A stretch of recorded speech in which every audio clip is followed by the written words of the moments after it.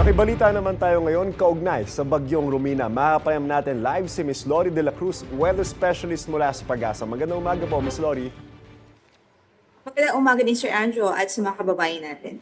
Bakit po natin binigyan ng local name itong si Bagyo na wala pa naman po sa loob ng PAR? First time po bang ginawa to ng Pag-asa? So, hindi po siya first time. Nangyari din po ito during the time of Yolanda, wherein nasa labas pa lang po ng PAR at approaching pa lang siya ng ating area of responsibility. Nag-assign na po tayo ng local name sa kanya dahil during the time sa bilis niya at sa lakas nito, kukulangin po tayo ng lead time. So, inagahan na din yung warning. So, nangyari na po siya during the time of Yolanda. Although, sa ngayon, sa case po ni Tropical Depression Romina, first time po ito na nag-assign tayo ng pangalan ng local name na hindi po pumasok ng ating area of responsibility.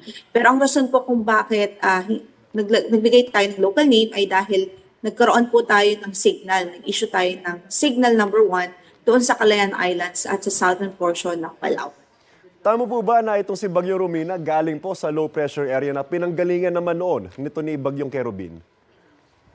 Actually, hindi po. Si Bagyong Kirby naging LPA, tapos yung LPA na yon na-dissipate o natunaw po dito sa malapit sa Mindanao area. And then, pati ba kung vortex po itong nabuo sa labas ng ating area of responsibility na naging si Bagyong Romina. Ano po yung nakikita nating posibleng magiging kilos nito ni Bagyong Romina?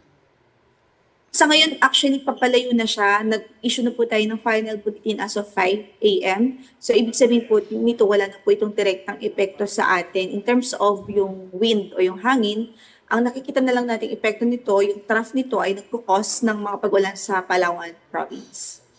Miss Lori, ito po yung tanong ng mga kapuso natin o masalo magpapasko po. Saang lugar po sa bansa ay maapektuhan ng Bagyong Romina? Well, ayun nga po, as I mentioned, hindi na po nakaka-apekto si Bagyong Romina sa atin. Sa ngayon, nag-issue na po tayo ng final bulletin kaninang 5 a.m. Pero ngayong Pasko, madami pa rin province ang ina-expect natin makakaranas na mga pag-ulan, particular po dito sa Southern Luzon. So, uulanin pa rin ang Bicol Region, ang ilang bahagi ng Eastern Visayas, ang Calabar Zone, ang Central Luzon, at maging dito po sa Metro Manila, mataas ang chance ng mga pag-ulan sa Pasko. So, ayun po, mag-monitor po tayo sa maging updates ng Pag-asa at sa mga possible po ng mga heavy rainfall warnings. As well as sa Mimaropa, posible rin po yung mga pag-ulan.